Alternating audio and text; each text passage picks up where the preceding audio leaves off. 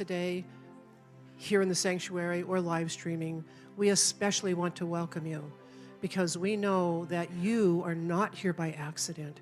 Every one of us is here by divine appointment. And we're just thrilled to have everyone with us today. Thank you. And let's just take a moment. Let's take a moment to silence our cell phones. Anything that's going to ring, ping, or ding, please, excuse me, turn it off. And let's just take a moment in prayer. Divine Spirit, we now open to your activity and the awareness that within each one of us is the divine spark. We hold sacred space for each other, our community, and the world, allowing and encouraging every divine spark to burn bright and free. May we on this day appreciate and celebrate each other and this community, and remember that we are an outpicturing of a divine idea that has come to fruition through love, divine guidance, and divine grace. And so it is. Amen. And I almost hesitate to speak after that prayer because it's moved me so in the earlier service and did so even more deeply today. But today, let's do this. So we have been going over the 5 unity principles. We have been speaking them together and becoming more familiar with those beautiful tenets. And know that this ministry founded by the late Reverend Faith and her beautiful, very alive Reverend Michael Moran. I'm having trouble today. Really, the foundation of this particular community is so beautifully woven with unity and interfaith that I wanted just to mention that interfaith facet, but we are going to now speak these beautiful 5 unity principles together. God is absolute good and everywhere present. People are inherently good. Thoughts create our experiences. Prayer and meditation are how we connect with God, and we must take action. And what a beautiful simplicity that is, and who couldn't live that, right? And so there's another great unity principle present today, and his name is Reverend Dr. Gary Simmons. And we're going to give him a little warm welcome, but you know, I am not going to take any time telling you about him because those of you that have seen him, you know what he's made of, and those of you that don't have a treat. So please give a warm SLC welcome to Reverend Dr. Gary Simmons.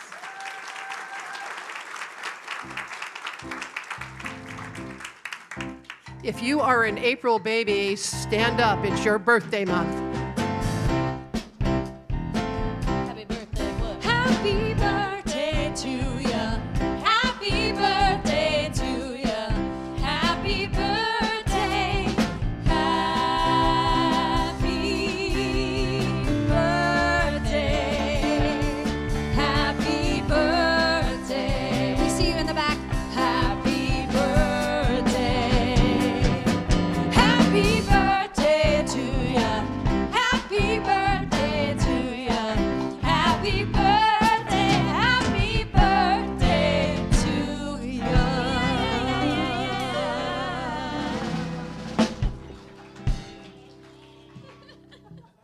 Wow Wednesday this week is the microclass Living in the Circle of Prayer Part 2, and I did this a couple of months ago, and the people said, could we have more time to fill out, because what we're doing is filling out this chart. And so you're welcome if you didn't make the first one, because we're going to review all of it again. We're just going to give you more time to work on it. And perhaps I learned a little bit, so maybe there'll be some better explanations. So the salad is at 6, and the service is at 7. And then The spring calendar is in your, bulletin thingy. And also, we have a new website that we have just launched, so go check it out. And we also have Friends of SLC Community Forum, so check that out as well. And I believe Ira is coming with a YouTube bit of information.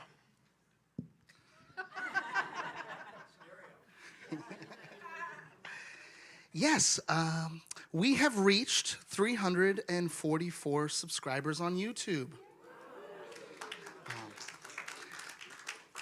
A total of 25,000 views has been achieved, as well as 200 minutes of watch time of SLC's message rippling out into the world. Countries all over, the Bahamas, Africa, China, Indonesia. It's incredible to see the stats of the reach that this message is now having. However, 63% of the views that we have are from unsubscribed viewers. So myself and some other YOUers will be in the courtyard to help anyone here today who would like to have some assistance in subscribing, which is quite easy to do. That helps SLC do a couple things. It reaches our goal of the minimum amount of subscriptions that we need to launch that platform to its next level. And there's no the subscription. Yes, there's no fee for the subscription there. It's free of charge. So please join us and some other smiling faces in the courtyard for some help with subscribing if you need. Cheers. Thank you. It will be painless and glitch-free, especially with our youth helping you with technology. I love those guys. So James began a 3-week class on Thursday, Truth Principles for Modern Living. And it is such a good class. That class swelled to, we were in the annex, to beyond capacity. And we want you to know it's such a good class, and we want you to have the opportunity to join it even on the second week if you feel that it's something you're interested in. So you can still join that class, sign up in the courtyard today. We'll have an extra wave of those books, Lessons in Truth, that will be coming in early this week, so you can pick up your book. And even if you don't have the book and you haven't read ahead, it's a wonderful class, and James encourages you all to step in if you would like to join in that class. And then you'd get to see his socks up close and personal. And how many of you would like to maybe have a different experience of living in, say, the 50s, 60s, 70s, and 80s. So I promised I wouldn't say the word AGE. Or 90s. Or 90s. Did I say I wouldn't say 90s? I didn't say that. But, so there is a way to artfully age. And Lorna Shevland is going to join us for our Legacy Living series, our first, in a wonderful program coming up. And she is going to be doing myths, lies, and opportunities of that A word that I won't say again. So sign up for that wonderful opportunity to learn with Lorna and to really express more gracefully and more enthusiastically where we are in this phase of living. And every phase is wonderful, and it can be even more so. And that's all I have to say about that. Our annual meeting is coming up. It is on May 5th. So save that date. It's from 12:45 to 2 p.m. The choir is going to be offering a pre-meeting bake sale and a light lunch, which is also a fundraiser for the choir. So we'll see you there, because that's when we get the real updates on what's going on. And we had a wonderful teacher in 2018. Her name is Teresa Campos, and maybe many of you took her class. She's a fantastic teacher. She's going to be our guest speaker on the 26th of May, and then she'll do a 3-week class, redesigning your life. And it's kind of, you can see the insert in your bulletin. It's based on some astrology, like where were the planets when you were born, how to really embody, understand, and then relate to your world in a very redesigned way when you hit that level of awareness. So we'd love for you to join her as well. And Reverend Janee, Marth has an update on the youth ed department. Thank you. Good morning. I bring a very warm welcome from Youth Ed this morning. We are going to be celebrating rebirth and renewal in the month of April. And we're going to be joining in with our Mother Earth as she is bringing forth new life. We collectively feel that energy rising within each of us as well, and our children feel that even more so. So I'm excited. This energy really it brings transformation, and I'm really excited about the transformations that are happening in Youth Ed right now. I'm really thrilled to announce that Beverly Aiken, I know a lot of you know and love her, is joining our Unity teacher team, and she brings with her just a very grounded consciousness and a wealth of expertise and just a beautiful open heart. So I'm so grateful to have her joining our team. And also, many of you know Betsy Johnson, who's been with our Youth Ed program for a very long time. And she has agreed to take the lead on our curriculum. We've met and we've decided on using the Children on the Quest, and we're going to be rolling that out in May through summer. And again, just so grateful to have her expertise and wisdom on the team. And really, our entire team has stepped up and really been showing me the ropes, and I'm just so grateful for all of them. When you step into something like this, you know it's the right thing to do, but you never really know how things are gonna work out, and God knows. And so it's just thrilling to watch all the pieces come together and unfold so beautifully. So thank you. And with Rebirth and Renewer, we are talking about transformation. Beverly's leading her first service this morning with the kids, talking about the transformation from the butterfly to the caterpillar, and about transformation in all of our lives and in their lives.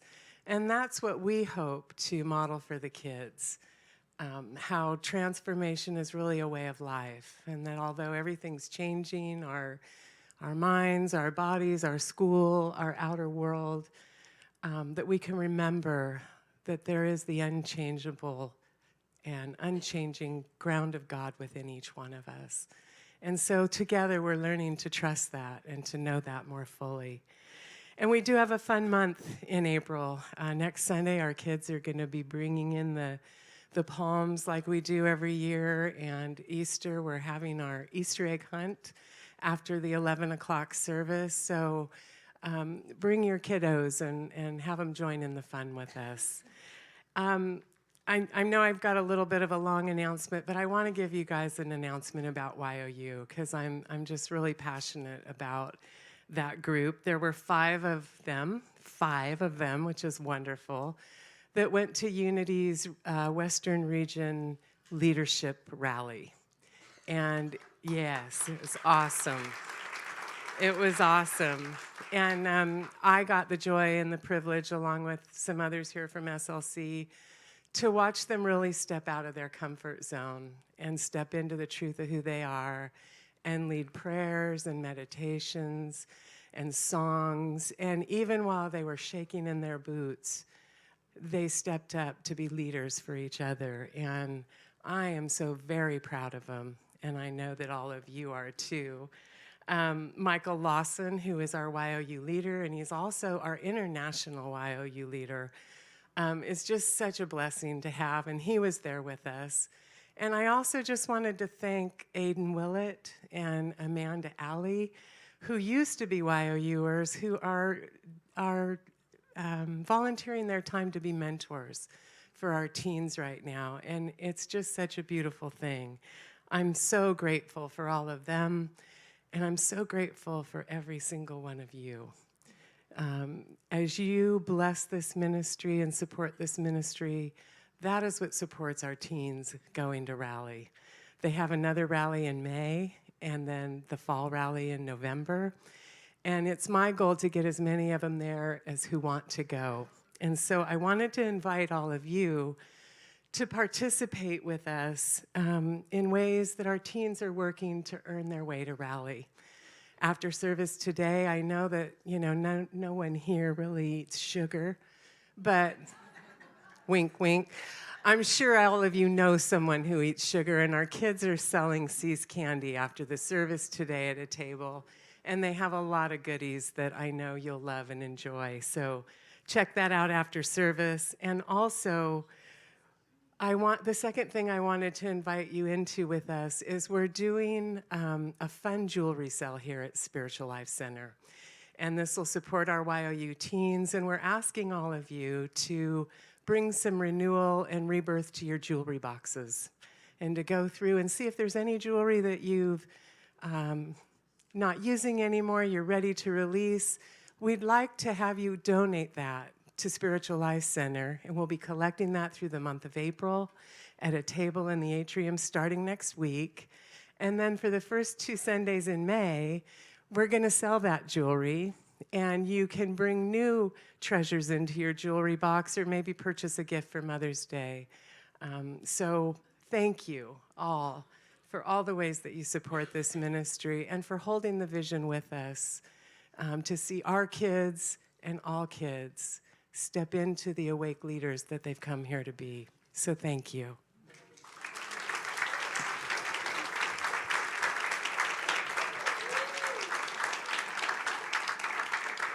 And we're just so grateful that you have stepped up and into this position, So blessed. Reverend Janee. You are a gift. Thank you. And you can't have my necklace. She almost took it off me first service. I think it's like a choice that you're going to bring it. Absolutely. So it's not going to just snatch it off of you. No. So we'd like to introduce some very important people at this in our community. Will our ambassadors and board of trustees and chaplains please stand? Our ambassadors wear the rainbow ribbons, and they are here to help you find all the ways that you can become connected at SLC. They can answer questions and point you in the right direction. Our board of trustees are wearing name tags. Some of them have ribbons, and they can also help answer questions for you and also point you in the right direction. And then our chaplains are here to pray for us and for you in times of joy and in times of challenge. And so they are here in the sanctuary and out in the atrium after the service. And in just a minute, if you are here for the first time, we're going to ask you to raise your hand because we have 2 things we want to give you. We have a welcome card. It's the ticket to get connected here at SLC. It's a way to sign up for James' weekly inspirational email, which has all kinds of information about what's coming up, ways to inspire you through the week, and how to sign up for all of our events, classes, and offerings. We also are going to hand you a chalet. And so right now, if you are here for the first time, please hold your hand up high so we can identify you and give you that chalet. On that chalet, there's no one here for the first time. At least they're not saying it yet. Okay. So on that chalet is a blessing, and it says, "We believe we are spiritual beings having a human expression, and there are many paths to the one God. Thank you for coming back." So now please stand and welcome we're all for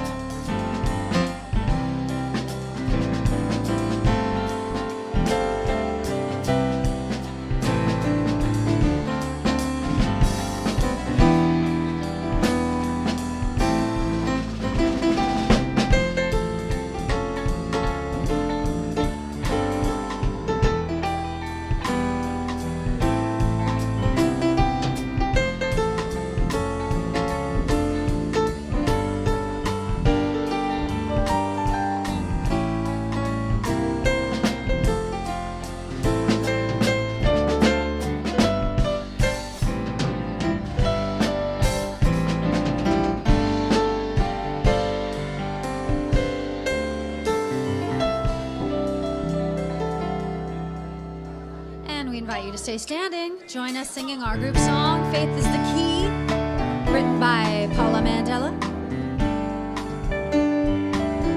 Together. Living my life from the inside out, moving toward my dreams, turning away all my fears and doubts. A world of lack is not what it seems. It's no secret, there's a universal truth, the life that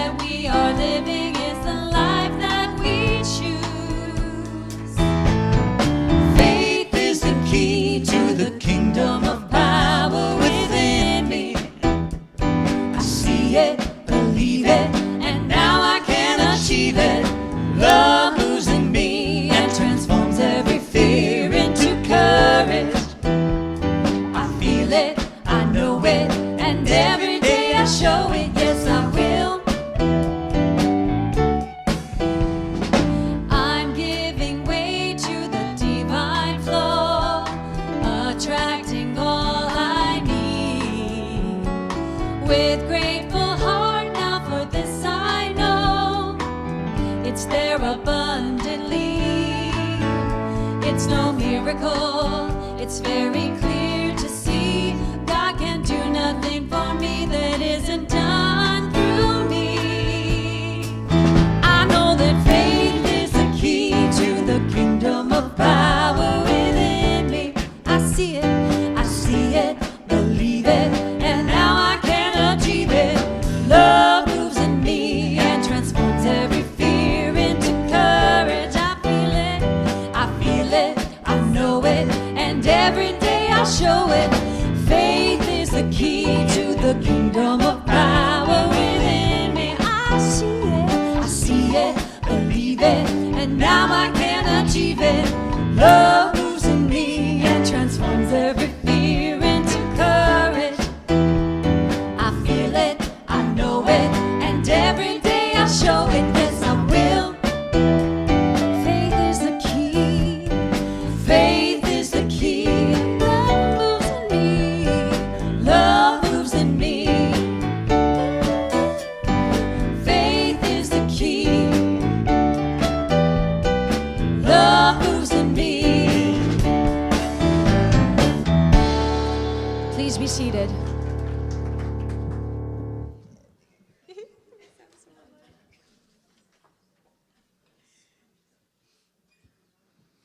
So a very important aspect of the work that we've been doing in our community with the coaching of Dr. Gary Simmons is the Q process. And so many of us have done that individually, and we also did it collectively and came up with our collective Q card, some of the triggers that keep us from living in community together with nothing and no one against us. So let's read this now together. Please have compassion for us when we are being not enough, distrusting, grieving, blaming, powerless, fearful, because this is who we have come here to be, inspired, in integrity, joy-filled, compassionate, unstoppable, generous, and transformational. Let's embody all those beautiful qualities of shadow and light together into our vision statement. Spiritual Life Center is a loving, vibrant family that welcomes home all people and accepts everyone, no exceptions, weaving ancient spiritual traditions with emerging wisdom. We cultivate a spiritual deepening with the divine, each other, and our planet. Now let us prepare for meditation with this chant, Showers of Grace.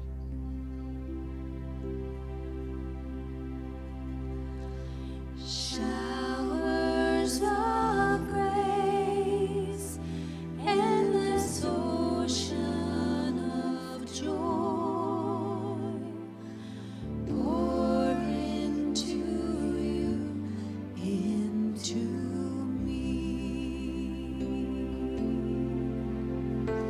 washed in pure love, the sacred heart reveals, humbly to serve the supreme. As a bird sings, as the grass grows, as a dewdrop clings, all of nature knows. Showers of grace, endless ocean of joy, pour into you, into me. Washed in pure love, the sacred heart reveals, humbly to serve the supreme. As a bird sings, as the grass grows, as a dewdrop clings,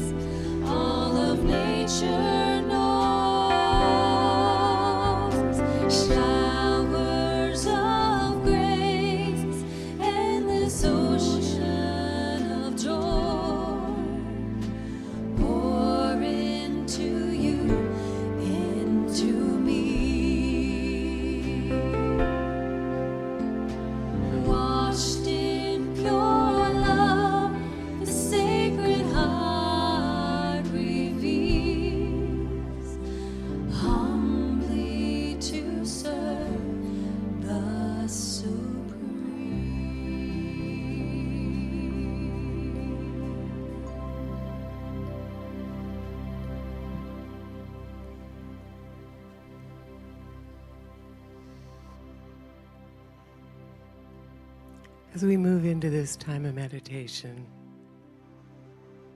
let's breathe together.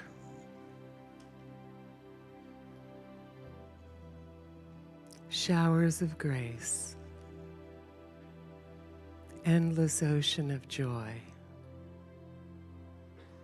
pour into you and me. Showers of grace, pour into me, pour into my heart. Breathe that in. Breathe that into every cell of your being. With each breath, relaxing. Relaxing our body and relaxing our mind. With each breath, your entire being softening, softening into the love that you are. Feel your body from the inside. Showers of grace, pour into me. In every moment, your Creator, your God, is pouring into you. In this very moment, notice what's already here, fully present. As we take time to quiet our mind and to consciously open and receive, we are transformed. Through the chrysalis, the caterpillar is transformed into a butterfly. These times in the silence are the chrysalis that transforms us. We are transformed by love to be love. You are how God blesses the world. You. Bring your attention to your hands, your beautiful hands. These are God's hands on loan to you and I. We have been given these hands to reach out to our world with the presence and the power of God, the presence and the power of love. Let your light so shine that God's love is made known through you. That's the invitation we each have, and the great gift of being love's expression in the world. Pour into me, God. Pour yourself through me, through my hands, through my heart, through my entire being, unimpeded. Use me, God. Use me to be your love in all that I do and bring into the world. As we take a moment in the silence, let's rest here in the love that we are.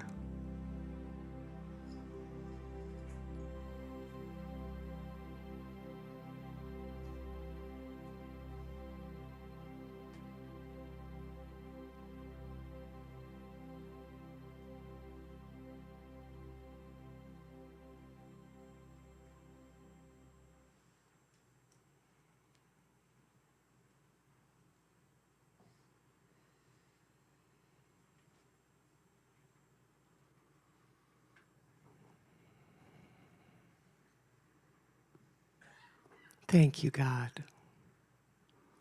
Thank you for our ever-expanding awareness of you as living as each one of us. Thank you, God. And so it is. Amen.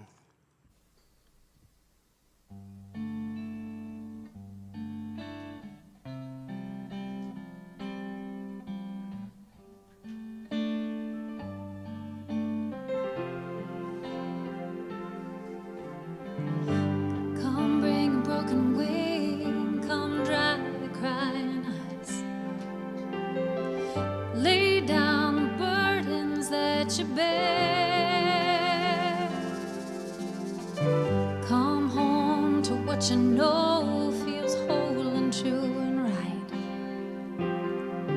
Be still and feel the simple prayer. There is good here, and I'm willing to see it. There is good here, and I'm open to be it. Help my eyes clear, help my heart start to feel it.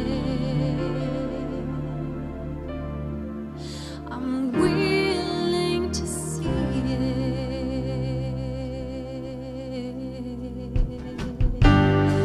No matter what you say, no matter how you fight, somehow you're drawn to what you hear. No need to justify or make it wrong or right. Let go and sing through your fear. There is good here, and I'm willing to see it. There is good here, and I'm open to be it. Help my eyes clear, help my heart start to feel it. So long the story held you down, down, down. Wake from your sleep now and turn it all around. Look from the shadow and into the light and say,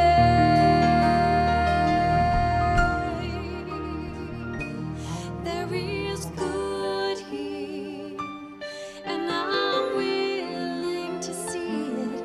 There is good here, and I'm open to be it. Help my eyes clear, help my heart start to feel it. There is good here, and I'm willing to see it. There is good here, and I'm open to be it. Help my eyes clear, help my heart start to feel it. There is good here, and I'm willing to see it. There is good here, and I'm open to be it. Help my eyes clear, help my heart start to feel it. I'm willing to see it. I'm willing to be it.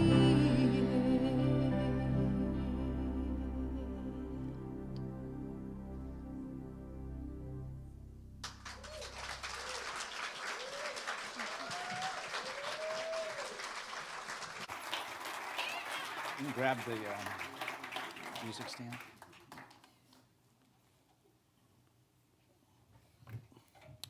Just think of this as a TED Talk.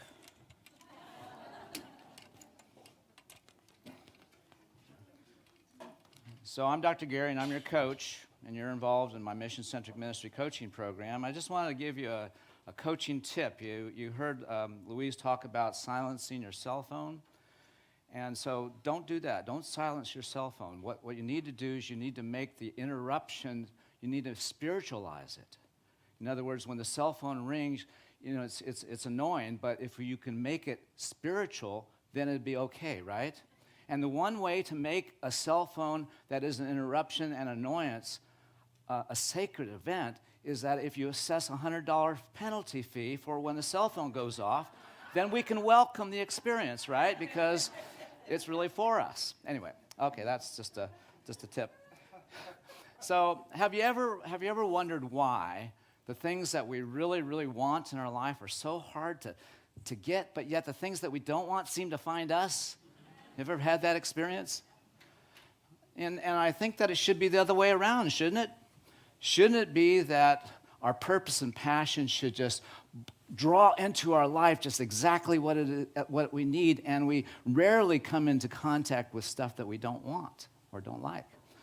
And so I'm wanting to explain why it is that it's so hard for us to manifest what our hopes and dreams are, but yet trouble finds us really easy, okay? And so I'm wanting to share a concept with you, and bless you. We're going to be looking at whether or not you're above or below the line, and so you don't want to get this incorrect, you see. It's either or, so you're either above the line or not, and in a moment I'm going to ask, where are you?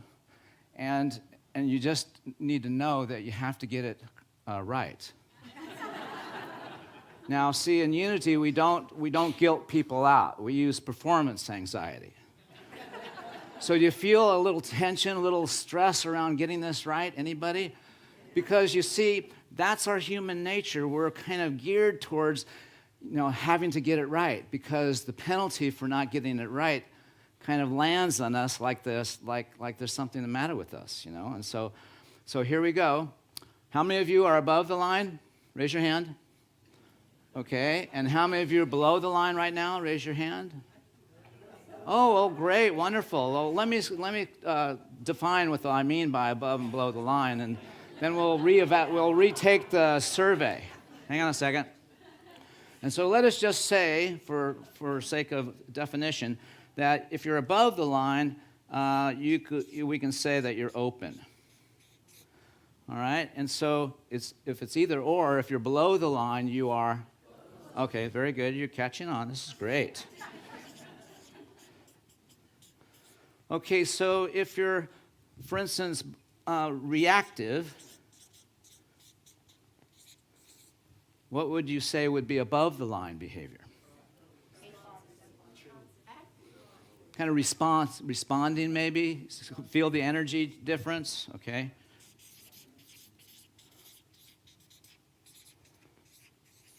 So, and let's just say, what if you are in this behavior?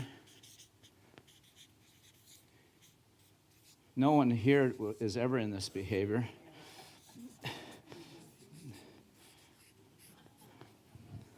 Have you ever needed to be right before? Raise your hand. It's just a fur ball. Cough it up. Okay? All right, so what would above the line be?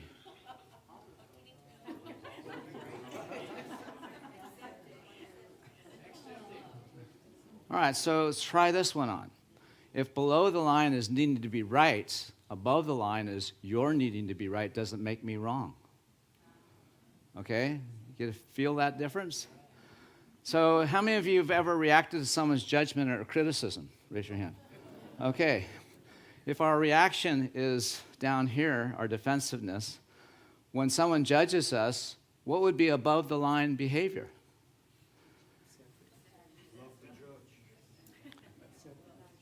It'd be, tell me more.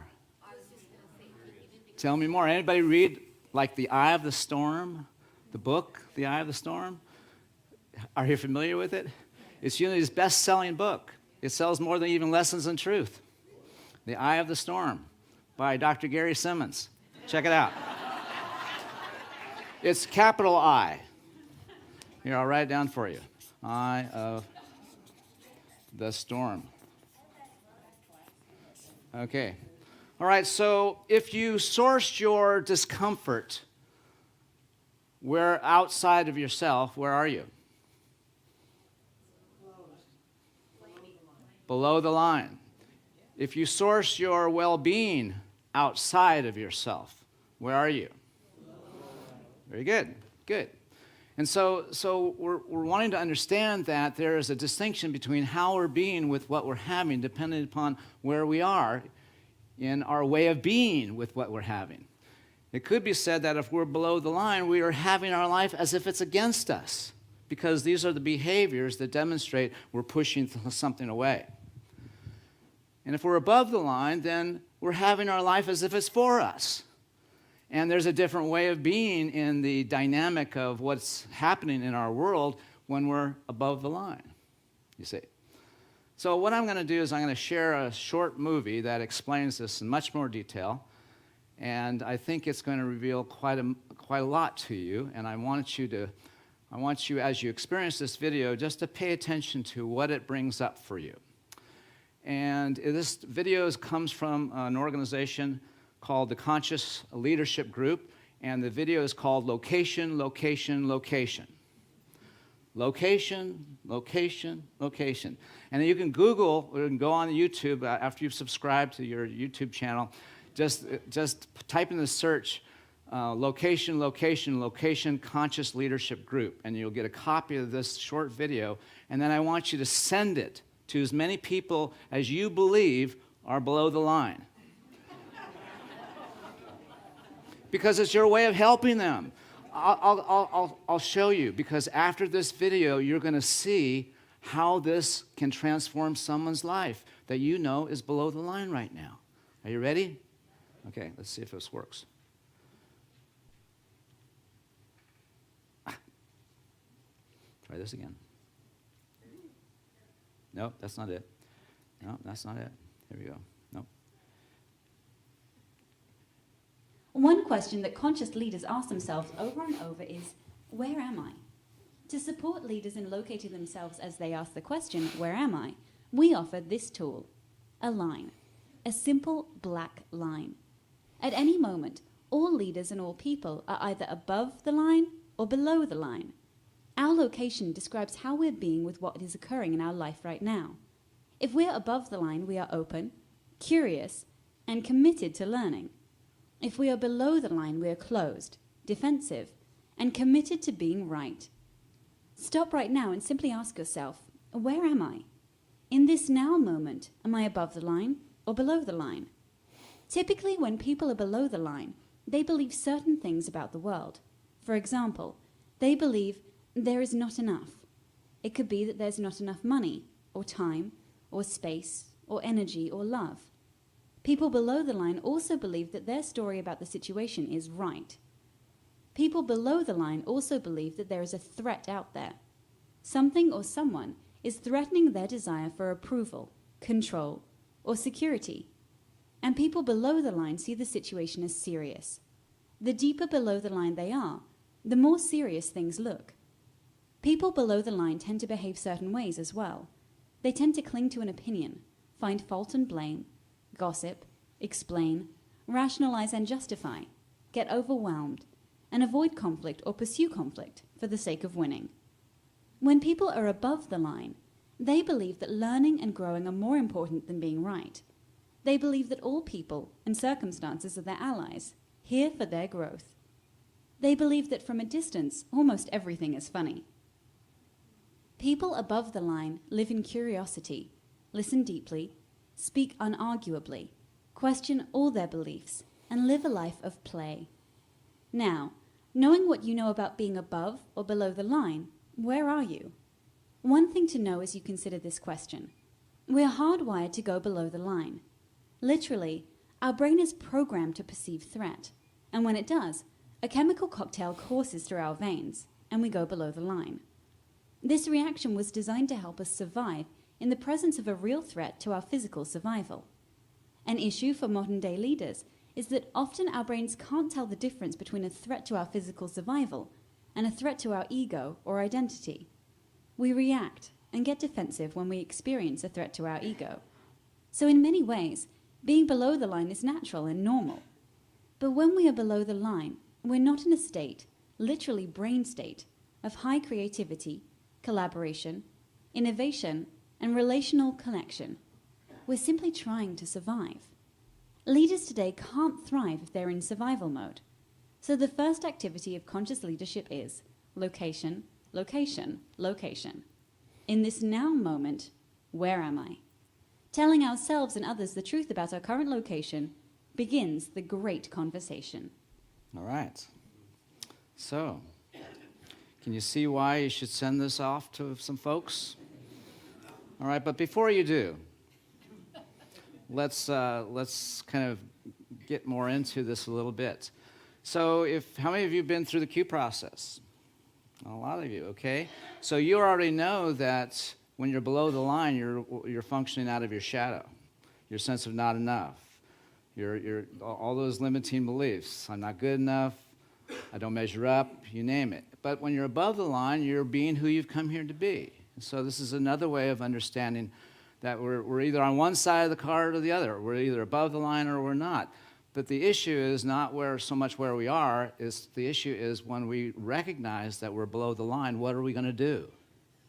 Okay, so most of the time when we're below the line, it feeds an energy like needing to be right. We don't give up needing to be right until we realize what needing to be right is connected to. It's connected to your inadequacy, your sense of not enough. When we react to someone's judgment and criticism, our reaction is below the line too.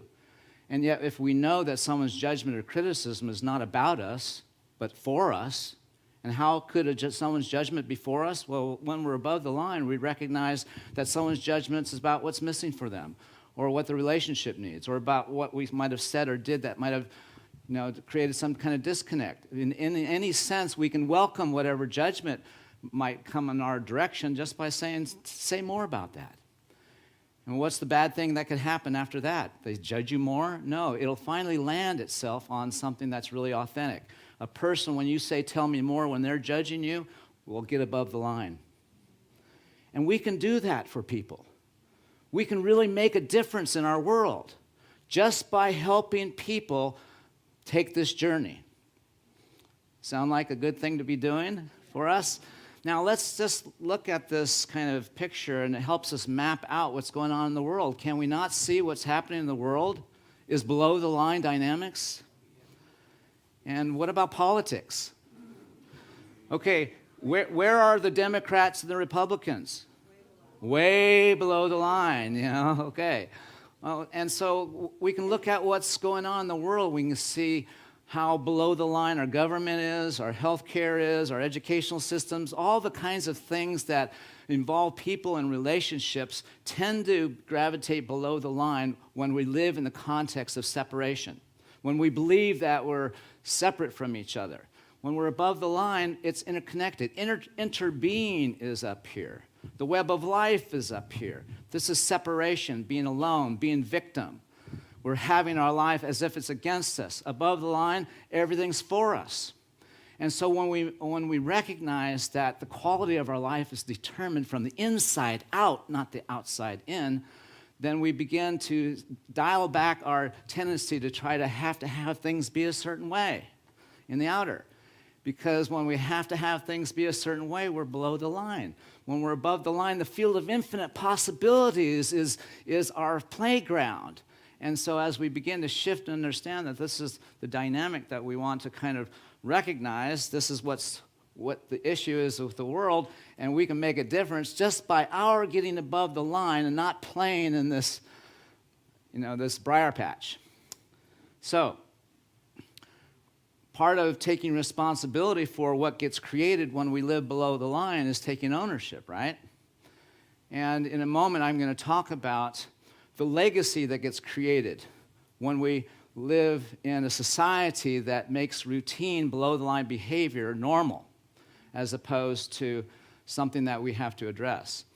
And so owning our life is something that is important to us, but we need to recognize that when we react to something, our reaction is our life. Your reaction is your life. And who wants to have a life that's built around insecurity or blame or judgment or scarcity or struggle? But when we own our life, this is the life above the line that we want to welcome and engage. But the challenge is that we don't know how to get ourselves above the line. It's not easy because we're conditioned to be below the line. Our brain is hardwired to be below the line. We have a structure in the brain called the amygdala. And it would rather be wrong 99% of the time than miss the one time it failed to protect us. So consequently, we are driven to kind of look out at the world and see the glass half empty. We have a negativity bias that's a part of our human nature. But in understanding our spiritual nature and understanding that we have to recognize the dimension in ourself that is not of this world, we have to recognize that above the line living is what we're called to as a part of being on a spiritual journey.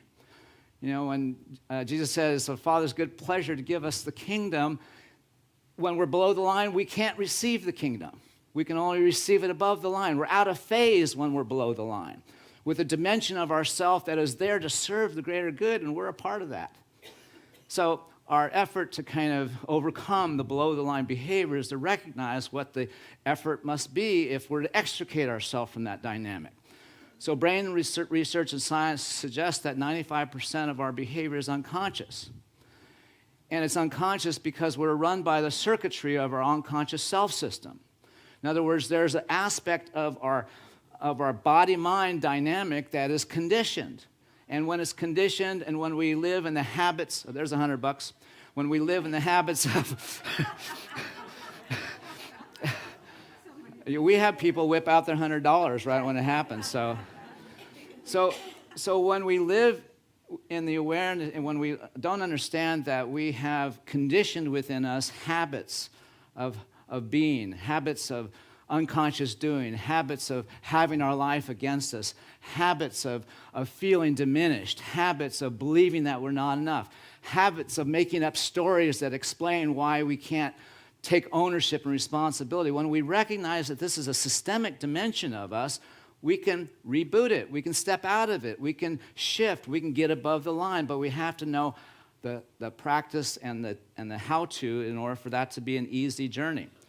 So part of my effort is to really be clear about the circuits that I must rework or I must recondition if I'm going to be using my attention and awareness, my consciousness, as a tool for creating a personal reality that lives above the line.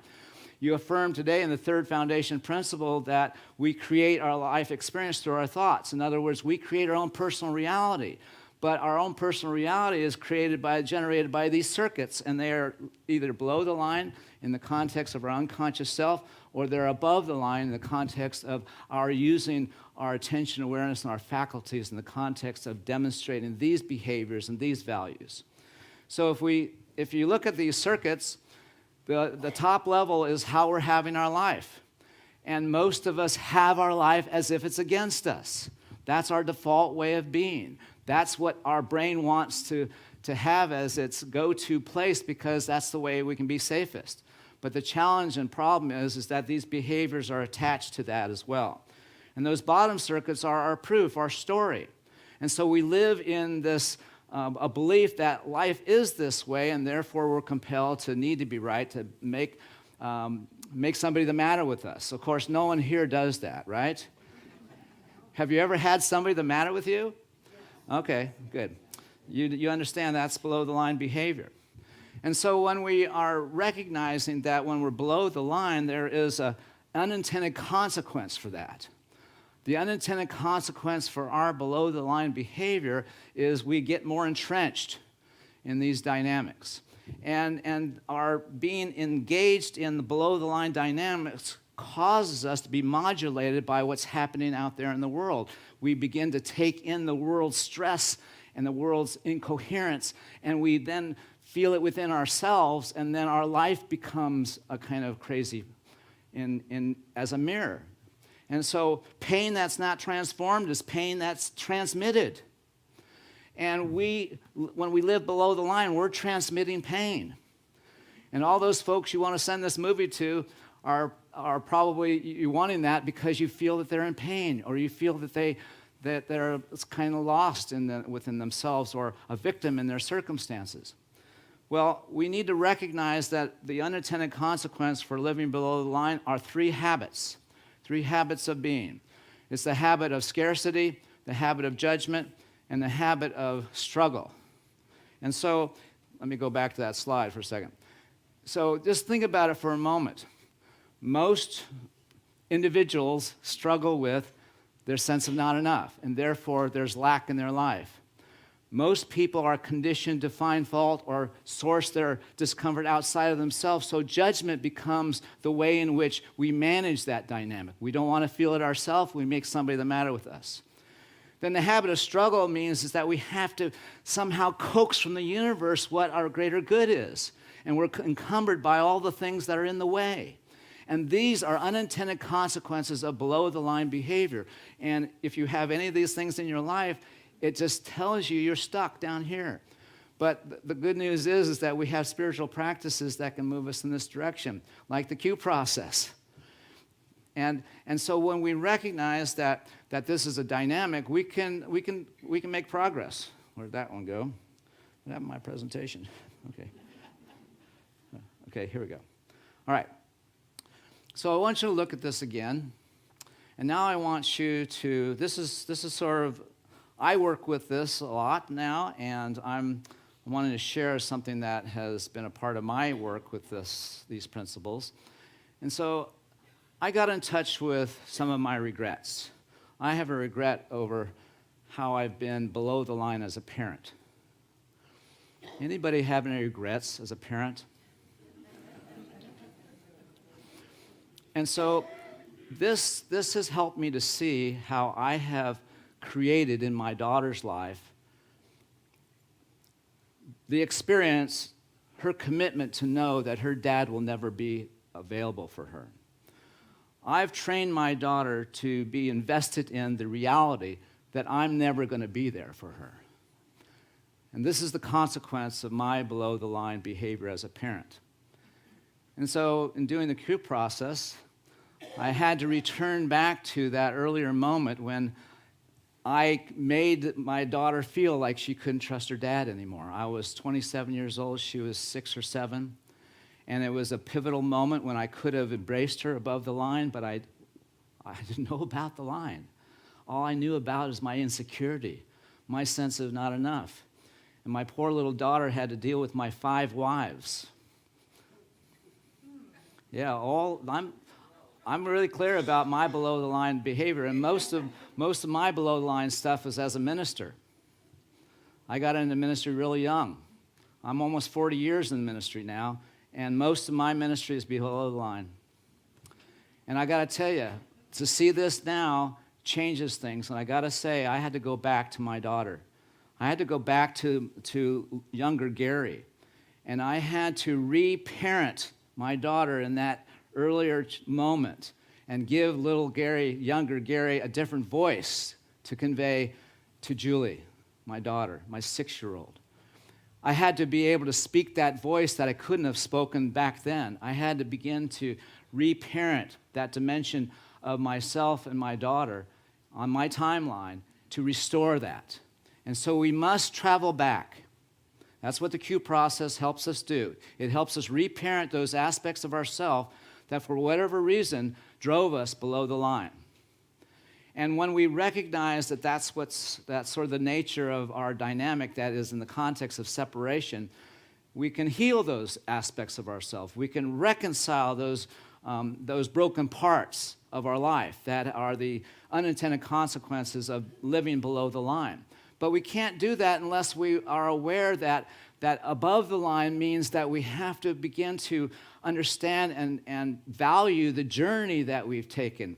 And so to be given the gift of knowing that you can be above the line and having the spiritual practice to be able to do it, to be able to make that journey is one of the highest dimensional places in our evolutionary process as human beings on this planet. To evolve to a place where we no longer need to blame or shame, to no longer have a parent ever give to their child a sense that they're not worthy or they're not good enough. Not that they would do that on purpose, but we do that because we parent below the line. What's the most common word that a toddler hears? No, no, no, that's right. But what the child does not hear is the K-N-O-W behind it.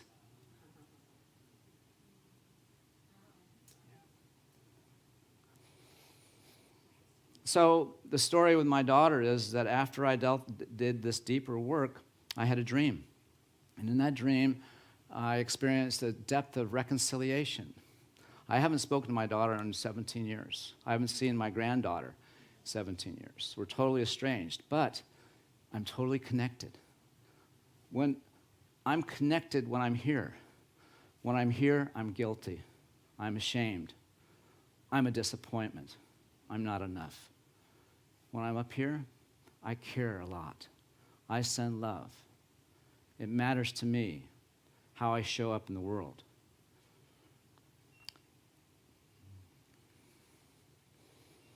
So if our circuits, we still have these circuits, and if they're below the line, what we create is, well, I call it poop in our playground. You know, we sort of are doing it to ourselves.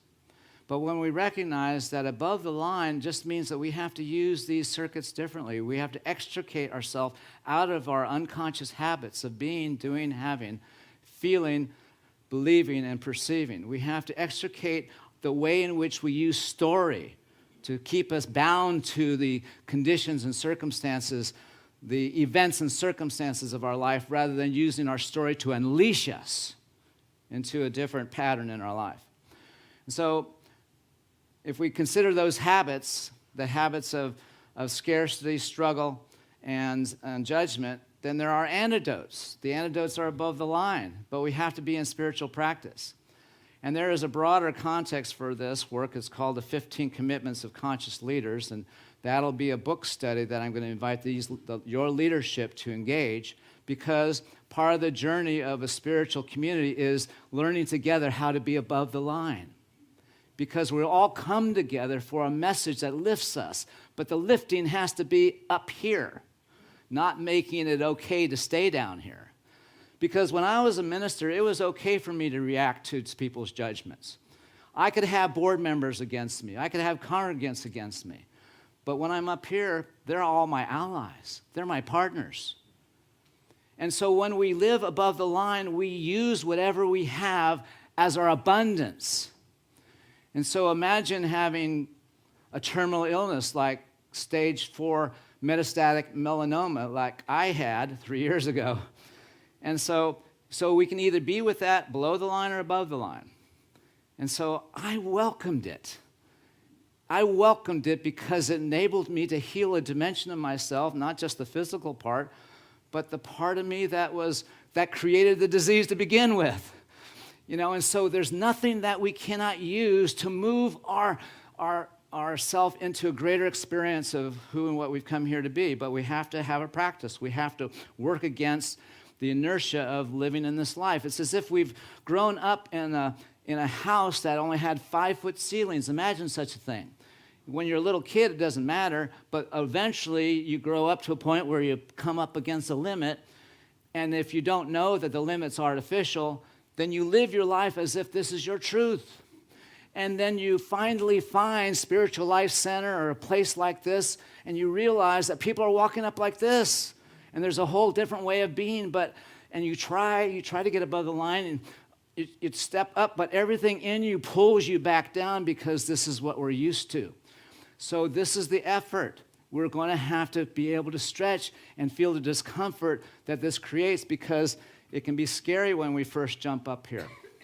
But when we know that our body is trying to pull us back, it's the circuits, it's the bottom line circuits that are pulling us back. But we have to maintain the effort to lift us up. And the effort to lift us up are these 3 different habits. Here we go.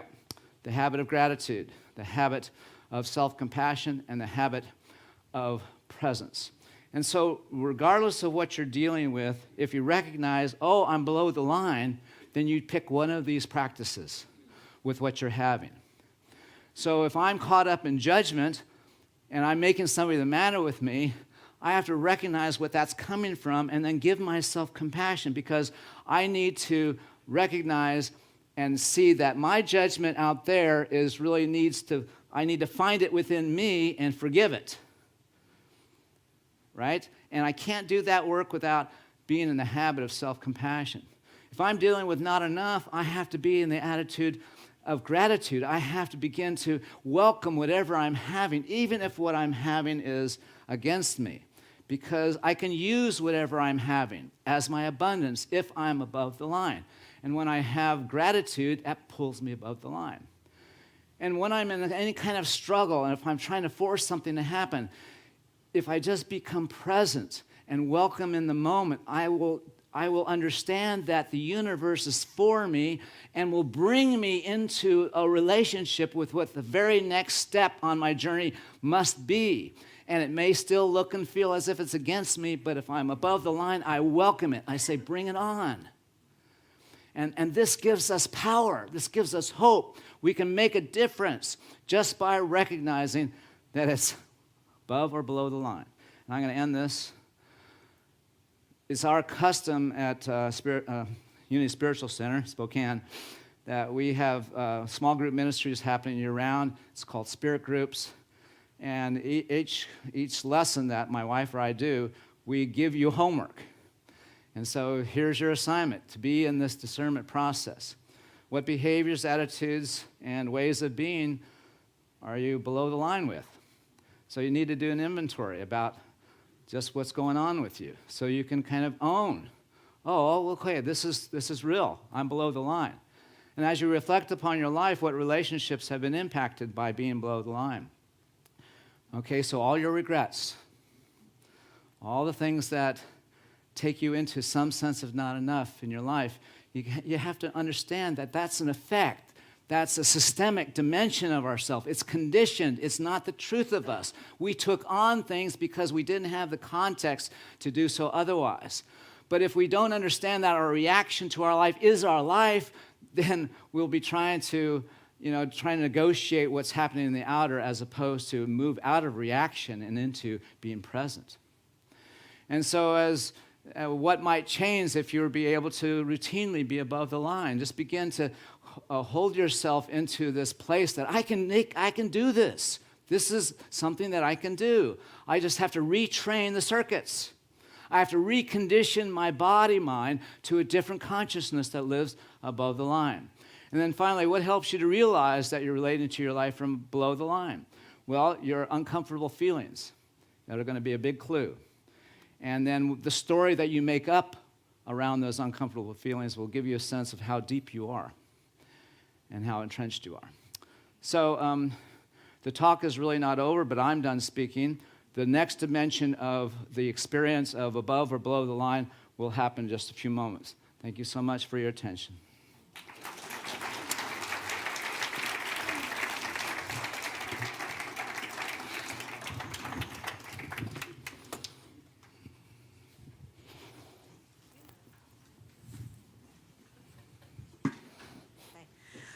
I am just ever so slightly humbled. And in the first service, I had the same reaction. It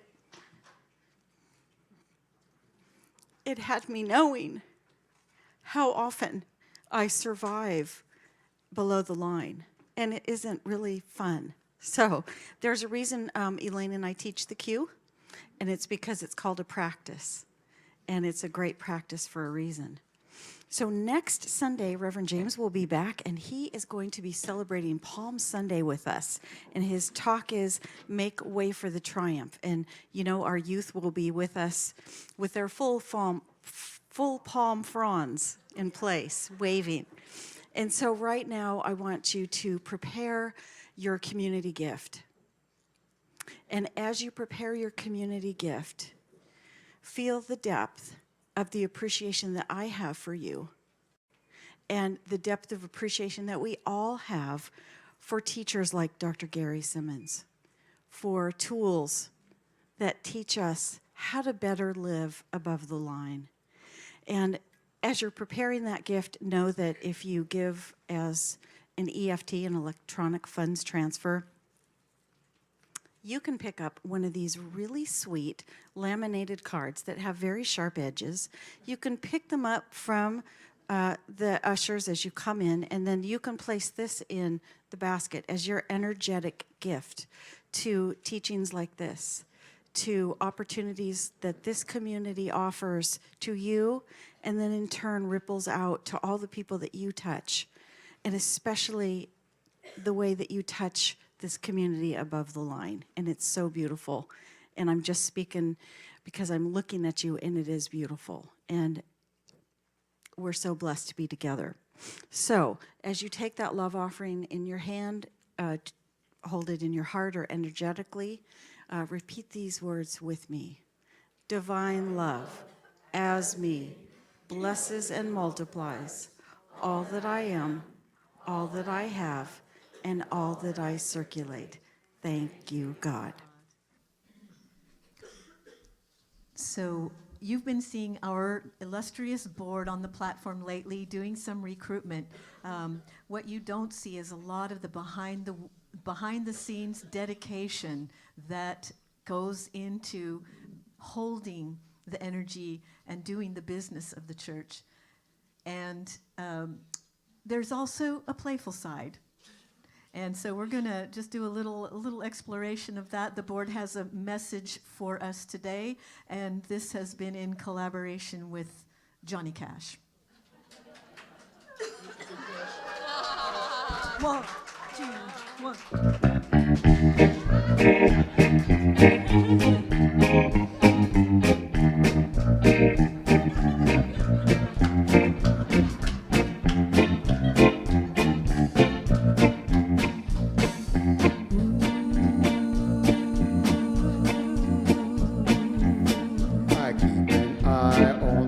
Of yours and mine. You got to be proactive all the time. There are some days when I feel we lose our minds. Don't know why. Stay above the line.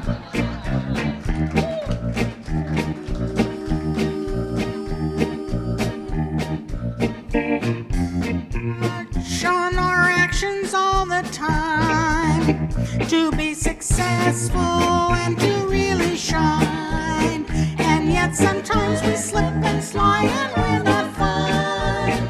Don't stop and whine. Stay above the line.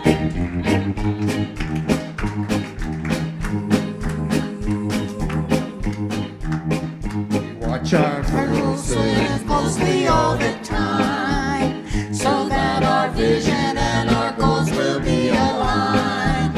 When SLC is successful, it's a sign that we don't whine. Stay above the line. We can be kind. Stay above the line.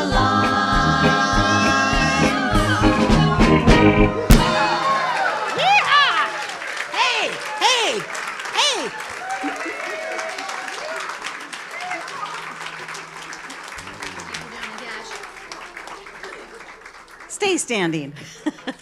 Stay standing for that. And let's pour our above the line love and wishes on all of these beautiful contributions that help keep these wonderful singers, these wonderful teachings and tools, and this beautiful, loving, connected community together. And let us now do the thing that we do.